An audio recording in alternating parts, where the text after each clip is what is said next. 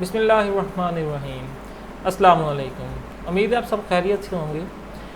इससे पहले लेक्चर्स के अंदर हम लोगों ने macroscopic characteristics of forward and reverse reaction को स्टडी किया था। इसी तरह का आज जो हम टॉपिक पढ़ने लगे वो भी पेपर के पॉइंट ऑफ व्यू से बहुत ज़्यादा इंपॉर्टेंट है। आज का जो हमारा टॉपिक है वो है macroscopic characteristics of dynamic equilibrium. ठीक है, लास्ट टाइम कौन सा था? फॉरवर्ड और रिवर्स। आज जो हम मैक्रोस्कोपिक करैक्टरिस्टिक्स पढ़ रहे हैं वो किसकी हैं? डायनामिक इक्विलिब्रियम की हैं।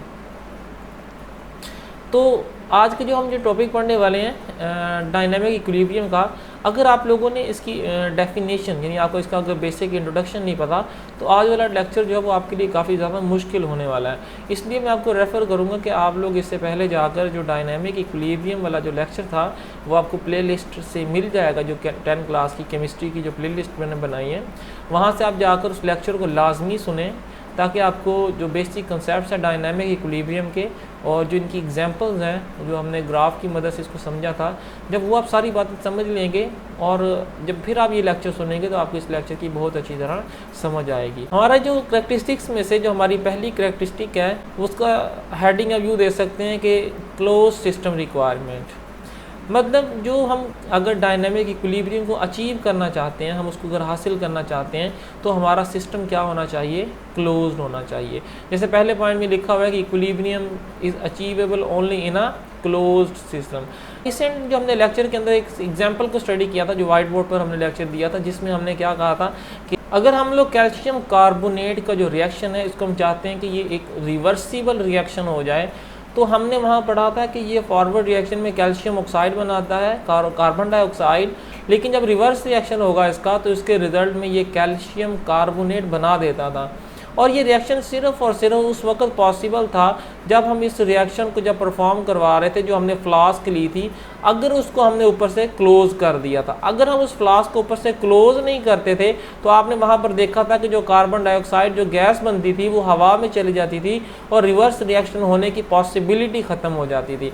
और डियर स्टूडेंट, अगर रिवर्स रिएक्शन ही नहीं हो रहा तो क्या वहाँ पर डायनामिक इक्विलिब्रियम अचीव हो पाएगा? इसका आंसर है नहीं। अगर हम रिवर्सिबल रिएक्शन करवा रहे हैं तो वो हमें करना पड़ेगा एक क्लोज्ड सिस्टम के अंदर, जहाँ हम कोई रिएक्शन परफॉर्म करवा रहे हैं क्लोज्ड होना चाहिए।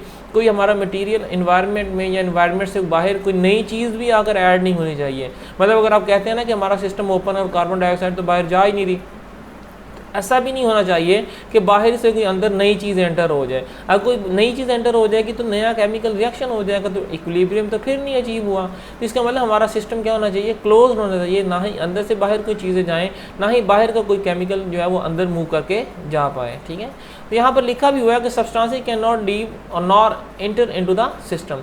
कहता है ना ही कोई सब्सटेंस अंदर से बाहर निकले और ना ही बाहर की कोई चीज़ अंदर मूव करके जाए, तो फिर हमारा जो है वो क्या अचीव हो सकता है? डायनामिक इक्विलिब्रियम अचीव हो सकते हैं। नेक्स्ट पॉइंट हमारा कंटिन्यूस रिएक्शन।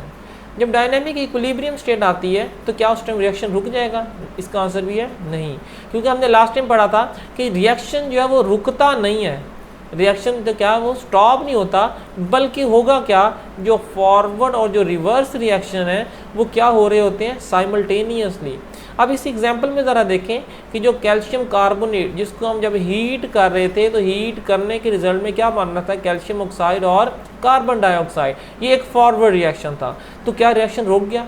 क्लोज सिस्टम के अंदर क्या ये रिएक्शन स्टॉप हो गया था? नहीं, क्योंकि ये रिएक्शन दोबारा, मतलब ये जो प्रोडक्ट्स बने थे इन प्रोडक्ट्स ने दोबारा से रिएक्शन करवाकर रिवर्सिबल रिएक्शन के साथ दोबारा क्या बना दिया था? कैल्शियम कार्बोनेट बना दिया था। तो रिएक्शन तो रुका ही नहीं। जो फॉरवर्ड और रिवर्स रिएक्शन है वो साइमल्टेनियसली हो रहे हैं, इकट्ठे हो रहे हैं, लेकिन हो किस डायरेक्शन में रहे हैं? In opposite direction. मतलब अगर कैल्शियम कार्बोनेट कन्वर्ट होकर आगे जा रहा है तो कार्बन डाइऑक्साइड और कैल्शियम रिएक्ट करके दोबारा वापस आ रहे हैं। ठीक है, तो दोनों का जो डायरेक्शन होगी रिएक्शन की वो क्या हो जाएगी? अपोजिट हो जाएगी। ठीक है, तो आप दूसरी करैक्टरिस्टिक में आप ये सारे पॉइंट्स लिख सकते हैं। फिर आप तीसरे पॉइंट की जो हेडिंग दे सकते हैं उसमें आप लिख सकते हैं कि जो कंसिस्टेंट कंसंट्रेशन। ठीक है डियर स्टूडेंट, मैंने अभी यहाँ पर एक पॉइंट आपको छोटा सा रिपीट किया था कि आप ना तो बाहर से कोई चीज़ ऐड कर सकते हैं, ना ही अंदर से कोई चीज़ निकाल सकते हैं। एक ही पॉइंट के अंदर दो बातें क्लियर हो गई कि हमारी जो अंदर जो चीज़ों की जो कंसंट्रेशन है वो क्या होनी चाहिए? सेम होनी चाहिए। अगर कंसंट्रेशन सेम नहीं है तो क्या हो जाएगा? इक्विलिब्रियम आपका अचीव नहीं होगा। अमाउंट यानी जो कंसंट्रेशन है किसकी, रिएक्टेंट्स की और प्रोडक्ट्स की, वो क्या होनी चाहिए, कांस्टेंट होनी चाहिए। अगर आप इसको समझना चाहते हैं तो इसकी एग्जांपल में हम यूँ कह सकते हैं कि आप सपोज करें जब आपने ये वाला रिएक्शन जो है वो स्टार्ट करवाया, तो स्टार्ट के अंदर आपके पास जो कंसंट्रेशन थी कैल्शियम कार्बोनेट की, मैं ये आपको सिर्फ समझाने के लिए ऐसी एग्जांपल देता हूँ, स्टूडेंट इस तरह जल्दी समझ लेता है, ऐसा रियलिटी में नहीं हम कह रहे हैं, ठीक है। अगर सपोज करें आपके पास जो मिकदार थी कैल्शियम कार्बोनेट की टोटल वो कितनी आ गई, 20 आ गई है। अब आपने जब रिएक्शन परफॉर्म किया, रिएक्शन आपके पास देखिए स्टार्ट के अंदर प्रोडक्ट्स नहीं है, ना तो आपके पास कैल्शियम ऑक्साइड है, ना ही आपके पास कार्बन डाइऑक्साइड है। स्टार्ट में आपके पास जो प्रोडक्ट्स हैं वो कितनी हैं, 0 हमने लिखी हैं। लेकिन जैसे जैसे आपने रिएक्शन करवाया, सपोज करें आपके पास जो बाकी चीज़ें रह गई इधर, वो कितनी रह गई, 10। तो बाकी इधर प्रोडक्ट साइड पर कितनी चीज़ें अब तक बन चुकी हैं, वो भी 10 बन चुकी हैं, ठीक है। अब ये ऐसी स्टेज आ चुकी है जिसके अंदर अब 10 यहाँ पर है, अगर 10 में से एक कम हो रहा है, मतलब मज़ीद रिएक्शन आगे जा रहा है, बिल्कुल उसी लम्हे, बिल्कुल सेम टाइम के ऊपर यहाँ से भी 10 में से एक जो है वो क्या आ रहा होगा, रिवर्स आ रहा होगा, मतलब वो रिवर्स आकर यहाँ पर ऐड हो जाएगा, और जो यहाँ से एक कम हुआ वो यहाँ पर जाकर दोबारा से ऐड हो जाएगा। तो मतलब ये कहने का कि जो रिएक्टेंट्स और प्रोडक्ट्स की जो कंसनट्रेशन है वो क्या रहती है, सेम रहती है। आपने देखा एक आगे जा रहे हैं कोई रिएक्शन करके चीज़, और दोबारा वहाँ से एक जो है वो वापस रिवर्स आ रही है रिएक्ट करके, ठीक है। तो रिएक्टेंट्स और प्रोडक्ट्स की जो कंसंट्रेशन थी वो तो क्या हो गई, सेम हो गई, लेकिन क्या रिएक्शन हमारा रुका नहीं, रिएक्शन तो हो रहा है, रिएक्शन फॉरवर्ड भी हो रहा है और रिएक्शन हमारा रिवर्स भी हो रहा है। लेकिन आप सपोज करें, आपको मैं सिर्फ एग्जांपल के लिए कहता हूँ, आपने कहीं बाहर से आपने कैल्शियम कार्बोनेट की मिकदार और ऐड कर दी, लेट्स से कि आपने जो ऐड की वो कितनी है, 5 आपने और जो है वो उनके मालिक्यूल्स आपने ऐड कर दिए। अब टोटल इधर कितने हो गए, 15, ठीक है, और प्रोडक्ट साइड पर टोटल कितने हैं, 10। तो क्या ये इक्विलिब्रियम है रिएक्शन, नहीं, ये इक्विलिब्रियम में रिएक्शन नहीं है इस टाइम, क्योंकि हमारे रिएक्टेंट्स और प्रोडक्ट की कंसंट्रेशन जो है वो इस टाइम बराबर नहीं आ रही। तो इक्विलिब्रियम क्या हो चुका है, अब डिस्टर्ब हो चुका है। ये बात याद रखिएगा, हम इसको लास्ट पॉइंट के अंदर भी स्टडी करेंगे। अगर आप कंसंट्रेशन को क्या करें, चेंज करें, तो फिर हमारा इक्विलिब्रियम भी क्या हो जाएगा, चेंज हो जाएगा। तो डायनामिक इक्विलिब्रियम को अचीव करने के लिए हमें क्या करना पड़ेगा, अपनी कंसंट्रेशन को कंसिस्टेंट करना पड़ेगा, हमें उसे कांस्टेंट करना पड़ेगा, ठीक है। तो physical properties such as colour density remain unchange. इससे नेक्स्ट हम करैक्टरिस्टिक्स स्टडी करते हैं, वो कौन सी है, इक्विलिब्रियम फ्रॉम एनी डायरेक्शन, यानी हम इक्विलिब्रियम को किसी भी डायरेक्शन से हासिल कर सकते हैं।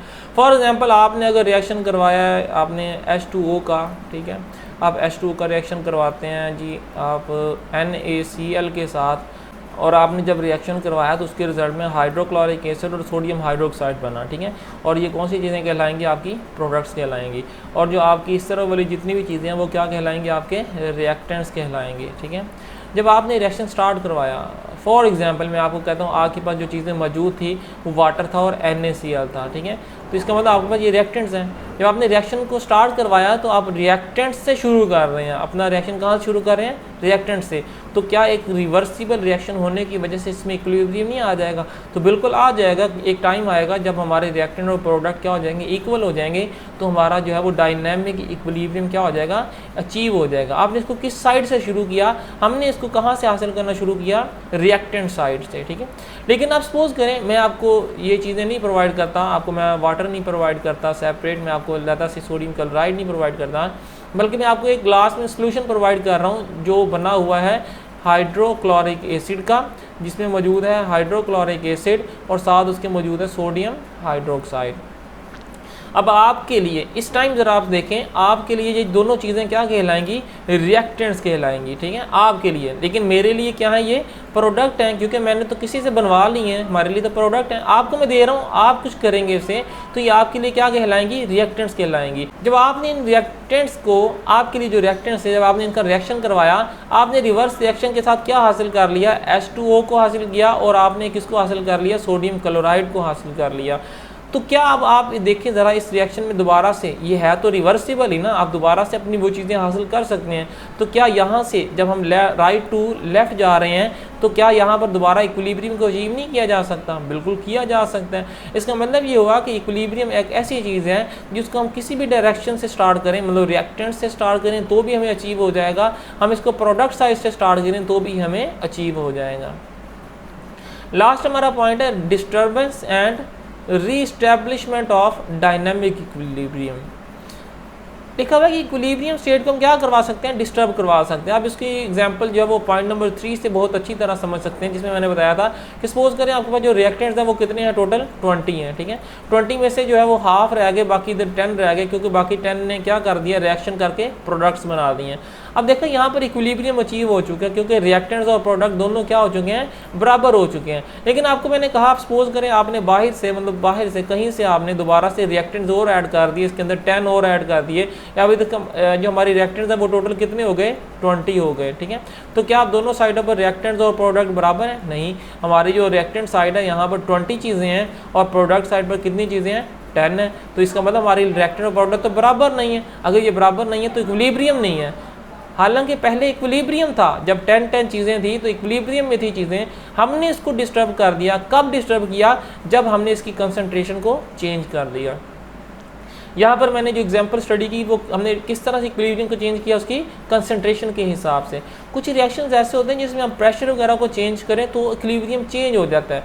मतलब हाई प्रेशर होगा तो शायद रिएक्टेंट ज़्यादा हों, हम प्रेशर को लो कर दें तो शायद प्रोडक्ट्स ज़्यादा हो जाएंगे, ठीक है। तो इस तरह से भी इक्विलिब्रियम को चेंज किया जा सकता है। उसके अलावा हम टेम्परेचर को भी चेंज करते हुए इक्विलिब्रियम को चेंज कर सकते हैं। हाई प्रेशर, हाई टेम्परेचर, मतलब इनमें से कुछ भी आप चेंज करें तो इक्विलिब्रियम क्या हो जाएगा? चेंज हो जाएगा। तो क्या जब इक्विलिब्रियम एक बार चेंज हो गया तो दोबारा हासिल नहीं किया जा सकता?